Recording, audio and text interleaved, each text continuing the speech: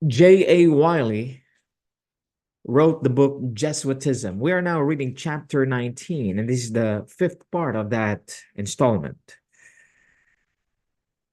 Our Father in heaven, glory and honor be to your name. Thank you for your mercy and love for both the good and the evil. And may those who are sealed by your name be ready for the days approaching. I pray in the name of your Son, Jesus Christ. Amen. We are now on page 111, the last paragraph. But what is the sum of all these laws? In what practical issues do they gather up themselves? Well, then the practical bearings in which the papal laws enforced in Ireland takes issue are in brief that the supreme sovereignty of the country is the Pope, that the highest law, the only one really morally binding, is canon law. That Protestants have no right to live in the country and no right to own an acre of it. That the soil of Ireland is the inalienable heritage of the Irish people. Being Romanist, and that despite all changes and transferences of it, however sanctioned by sale or bargain or act of parliament, it ought to be restored unconditionally to the church, so that so far as she formally possess it, and to the Irish people, being descendants of the Romanist families that own it in former ages.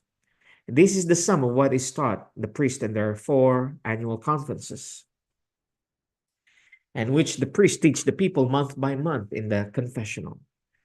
There are laws also in force in Ireland bearing on the subject of heresy, setting forth the punishments which the church has decreed against disdain, and the measures which she has a right to employ to compel heretics to return to the bosom of their mother. But we confine our selection to those canons which illustrates the case which we are discussing, Irish agitation to wit. The laws which we have cited are what form the daily schooling of the Irish people. There exists an overwhelming amount of evidence in proof of this fact.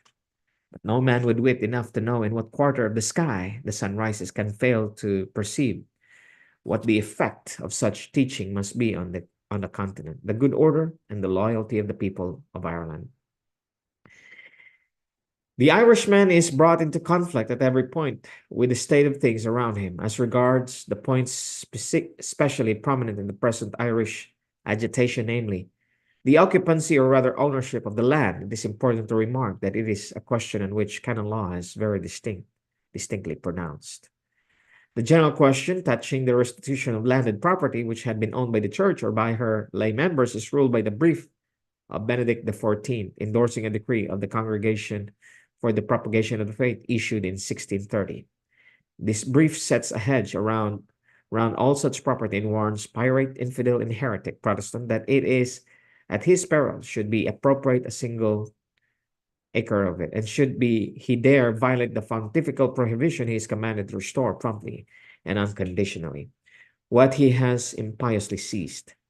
This is one of the edicts enforced in Ireland, but further the bull of Orbim at Ibarim declares that property taken by heretics from members of the papacy, whether clergyman or layman, is not to be protected by any covenant or prescription, but is to be restored to its original possessors.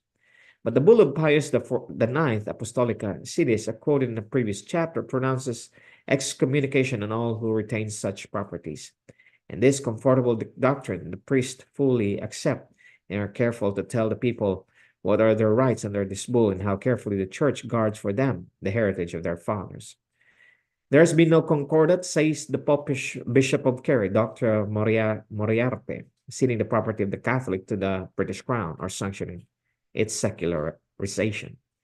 The church does not allow a state of limitation to bar our claim. Our right is in abeyance, it is unimpaired. Tablet, 30th March 1867.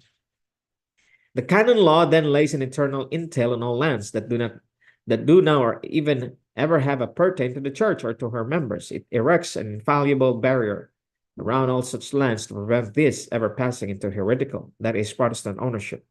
To be sure, the Pope, in the plenitude of his power, may lift off this entail, though even that is a moot point in papal theology. But the fact is undoubted that in the case of Ireland, he has not done so. The original gift of this land to the Irish by its maker has not been recalled by his vicegerent on earth. The everlasting entail is there still, covering mountain and bog, cornfield and grassy meadow, and though it has not been able to prevent its seizure by heretic, it curses its heretics, it curses the usurpation and holds those who have been guilty of it to be robbers and tyrants. The landlord, the true owner, always supposing him not to have forfeited his rights by lapsing into heresy, is the peasant whom you see cultivating his potato plot or digging his winter's fuel in the neighboring bog. He is the owner of a mud cabin, a well-fed pig, and a numerous family not quite so bountifully nourished as the aforesaid pig. The co-occupant of his cabin, to these goods and chattels he adds the further acquisition of a picturesque wardrobe. And if we include the inevitable shillelagh, we complete the catalogue of his worldly possession. We will read the next paragraph of page 114 the next time. May God our Father to bless you in his only begotten divine Son, Jesus Christ, be gracious to you now and forevermore. Amen.